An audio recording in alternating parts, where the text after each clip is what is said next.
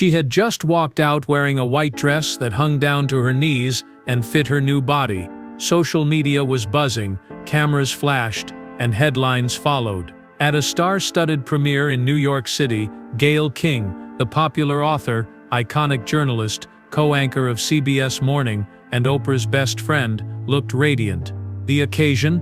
A compelling documentary about Celine Dion's fight against a rare neurological condition. However, fans were discussing more than just the movie or Gayle's glitzy attire as she posed for photos. She wasn't prepared to respond to the inquiries that were being asked about something else they were muttering about. Her significantly reduced weight. She certainly looked wonderful. Softly waved hair, gleaming gold heels, radiant skin, and immaculate makeup. The internet discussion, however, was different. Was it the Olympics? Was it another medicine for weight reduction, like the one Oprah, her lifelong best friend, just confessed to using? Although Gayle had remained silent about the rumors, their quiet only served to increase conjecture. Furthermore, her quiet felt strange, even suspicious, coming from someone who had spent decades being so forthright, honest, and eager to discuss everything from politics to suffering. People began to listen more intently. At the age of 69, when most announcers are considering stopping down, she just appeared on the cover of Sports Illustrated's bikini edition, not posing for beautiful magazine pages while wearing swimwear. Gayle had made a joke about the photo shoot, claiming that she had ordered tasteful cleavage, and that she had eaten a cheeseburger before posing. She did not, however, explain why this change appeared to occur suddenly. She acknowledged that she had been exercising 5 or 6 days a week. Others weren't so sure since something seemed different, not just physically, but she claimed to be feeling better than ever. But on an emotional level, there was a more sensitive, more intimate dot behind the self-assured smile and cheerful tone. Her remarks on mental health followed.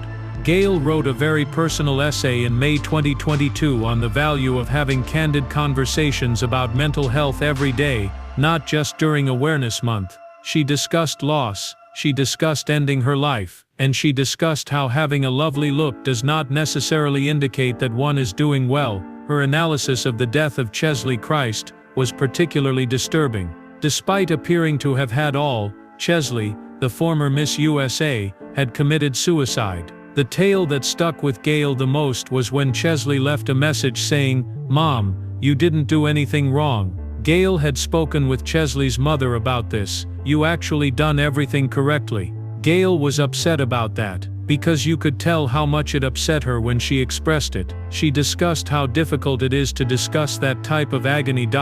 How people might be in pain, even while they are smiling, and how we are all only one horrible moment away from shattering. That type of unvarnished honesty was uncommon for someone who was usually grinning on television. People began to question if Gayle was experiencing something that she wasn't talking about. Later that year, she said that Oprah, a longtime friend, had been sent to the hospital due to a serious stomach ailment that resulted in dehydration. With some hesitancy, Gayle expressed to the audience her hope that Oprah wouldn't be upset with her for disclosing such a private information. Fans noticed, however, that she appeared rattled as she spoke, suggesting that perhaps health had become a more serious topic than anybody realized. Shortly thereafter, Gayle began to miss events. Outside of work, she was less frequently spotted. The contrast in her looks was more obvious when she finally showed up. Her discipline and physical condition were commended by her CBS co-workers. She dismissed it with a giggle, discussing Weight Watchers, water consumption, and exercises. However, people close to her started to notice that something had changed once more by the beginning of 2024. On broadcast, she came out as more thoughtful and composed. She once expressed her concern that individuals, particularly in public positions, aren't always prepared to discuss their suffering. Although she didn't express that she was having difficulties, her tone was clear. Around this time, rumors began to circulate behind the scenes, not from fans or tabloids, but from her co-workers who saw that she was taking longer pauses between scenes, that she occasionally moved more slowly, and that she winced while getting up. Then the moment that made all the difference arrived. She seldom took time off from CBS mornings, but she did so for a few days. Although production-related sources suggested otherwise, the network said it was pre-scheduled time.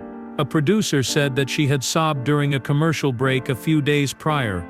Another said that Gayle was not yet prepared to share the unexpected medical news she had lately received. It was deafening how silent Gayle and the network were, and something was different when she came back to the stage.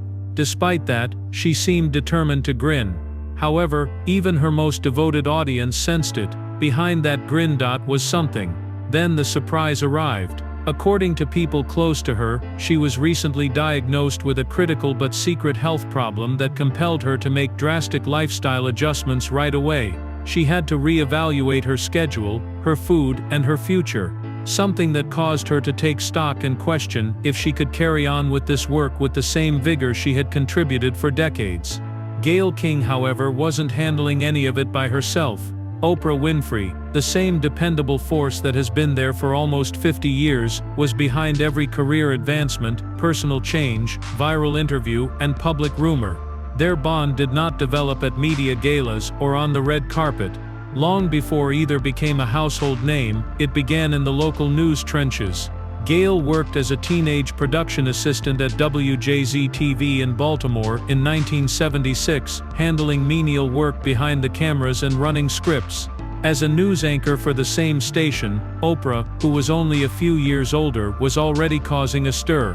One of the most famous friendships in television history began in that tiny newsroom in Baltimore. Since then, their relationship has grown stronger via late-night conversations, snowy sleepovers, and a respect-based closeness rather than through celebrity or attention.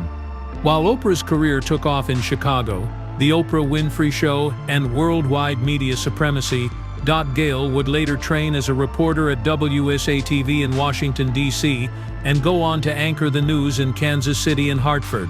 Gayle joined Oprah as an editor when she started the Oprah magazine in 1999. Oprah supported Gayle as she transitioned to national morning television with CBS in 2011, following the conclusion of her talk program on OWN. They have more in common throughout the years than just professional achievements. They supported one another through extremely painful losses, endured divorces, and protected one another from public criticism. While Gayle served as Oprah's emotional support system out of the limelight, her son Will and daughter Kirby literally grew up knowing Oprah as a second mother. The world continued to speculate. Some people asked improper questions, while others were inquisitive. Were they more than just companions? Was there another thing? In a 2010 interview with Barbara Walters, Oprah spoke candidly about it, referring to Gayle as the sister she never had and the friend everyone needs. And both ladies laughed it off with the same assurance and openness that had always characterized them when the same question was asked again in 2024. Labels were unnecessary for them. They didn't require approval. Trust, not titles, was the foundation of their friendship. Fans speculated about Ozempic and other Hollywood fast cures after Gayle shocked viewers in 2024 with her rapid weight reduction. However, few were aware of what was actually happening behind the gleaming CBS desk. A new reality, a shift in habit, or a medical condition. Gayle also didn't want sympathy. She wanted understanding, support, and space. And Oprah said that. In interviews, the two continued to complete each other's sentences, attend galas together, and walk the red carpet arm in arm. Now, however, something was different. Oprah's eyes were protective, and Gayle's voice sounded hesitant. Gayle was the one who informed the public that Oprah had been sent to the emergency hospital in June 2024 due to a gastrointestinal bug that had left her extremely dehydrated. She was honest, yet cautious. She claimed that it had been frightening, that Oprah needed to relax, and that it had been serious. The audience observed that moment for what it was, a friend observing another friend experience a terrifying and vulnerable situation. What was most overlooked, though, was that Gayle wasn't only discussing Oprah, she was referring to them both. Things changed at that time, because Gayle was discreetly coping with something just as urgent that affected not just her health but also her future at CBS, while Oprah had been in the emergency room. At about the same time, the network made a contentious decision to relocate CBS Mornings from its opulent Times Square studio to a smaller location on the west side of Manhattan. It could have just been a change of scenery for most anchors. It was like a smack in the face for Gayle. She had committed to staying through another tumultuous season of network changes and corporate budget cuts by signing a one-year extension. However, nobody informed her about the downgrading. Nobody informed her that she was about to lose her opulent office, which she had spent years transforming into a haven for her career, and she was angry. Not because she was being nasty, but because CBS hadn't even alerted her to the situation after everything she had done to keep the network afloat through scandals, reorganizations, and national disasters. She informed them behind the scenes that she would not be relegated to a forgotten corner. She wasn't alone. She had earned every square inch of that studio and every inch of respect. Oprah had her on her side. Gayle made it apparent, according to people close to both ladies, CBS needed to treat her like the superstar she was if they wanted her to stay. Not a cost to cut, nor a placeholder. Oprah also supported her, because of their past as well as the manner they traveled the world. That bond had always been strong. Oprah has said that Gayle was more content with her accomplishment than with her own. Oprah brought Gayle with her when she started her own network, and Gayle had always praised Oprah as the most giving person she had ever met. Oprah supported Gayle from the sidelines when she needed room to develop at CBS.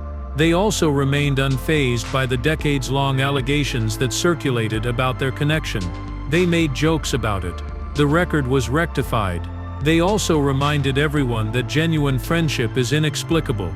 From the incident surrounding Gayle's former co-anchor, Charlie Rose, to the criticism she received following her interview with Lisa Leslie about Kobe Bryant's legacy, Oprah remained steadfast even in the worst moments. When others flinched, she didn't. With poise, wit, and an unwavering work ethic that kept her at the top of her field for decades, Gayle returned that devotion. But now things were shifting. Slowing down has been alluded to by Oprah. Gayle was also considering it. Health has a humorous way of focusing attention. The legacy, not simply the suffering or the diagnosis. There was yet time. And Gayle's moments that were still significant. Despite wearing fancy purses and gold shoes and smiling through headlines, she was confronted with an unavoidable reality. She sensed something from her body. The future awaited her. And for once, she had to choose between stepping back as she said goodbye to CBS and starting a new chapter free of deadlines, ratings, and early call times. That was not an easy decision for CBS to make. The ratings continued to fall behind those of NBC and ABC. Newsroom morale had fallen to an all-time low, and executives were rushing to eliminate $500 million in expenditures. Co-workers muttered about departures, uncertainties, and potential next persons. However, despite everything, Gayle King was able to maintain her prominence, not through another exclusive interview or a heartfelt moment, but by something unexpected. Occurred live on air during a lighthearted interview with Alex Cooper, a podcast powerhouse. On Call Her Daddy, Cooper was renowned for posing daring and frequently awkward questions to his guests, but Gayle chose to change the tone. She surprised the entire group by asking Cooper a sexually suggestive question about her marriage, displaying her signature blend of boldness and curiosity. Even the producers attempted to break through the earpieces since the question was so unexpected. Gayle wasn't only causing problems though. She had something to say. She aimed to demonstrate that viewers could relate to these types of moments. Honest, audacious, and surprising. Additionally, she provided the network with a reminder of her range at that same moment. Without skipping a beat, Gayle could go from a scathing political interview and lighthearted banter. Cooper's moment wasn't a mistake. It was a plan. She was once again demonstrating her ability to produce television that people were talking about. However, significant changes were taking place behind the scenes even as she grinned and laughed throughout segments. Because even while Gayle continued to appear for her audience each morning, she was also getting ready for a voyage that was completely unlike from anything she had ever experienced. Gayle King will join Blue Origin's unprecedented all-female crew for its space mission this spring. Yes, exactly. She is joining music sensation Katy Perry, writer Lauren Sanchez, NASA scientist Aisha Bowe, civil rights activist Amanda Nguyen, and producer Carrie Ann Flynn, all of whom are 70 years old. At a height of 62 miles above the ground, the NS-31 mission will push into actual outer space and beyond the Kármán line. Before they return, they will unbuckle their chairs, climb at almost 3 times the speed of sound, and float weightlessly for a few minutes. It is impossible to overestimate the importance of this trip, especially because an all-female crew undertook such a daring undertaking on Valentina Tereshkova's solo voyage in 1963. For Gayle, the encounter is more than just a significant scientific finding.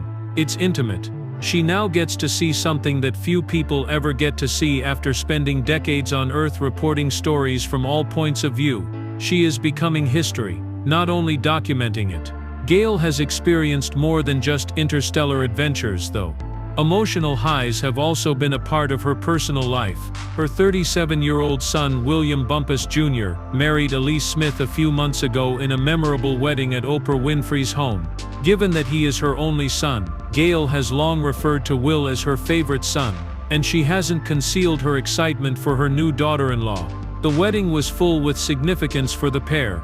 The 2nd of the month was when they first met.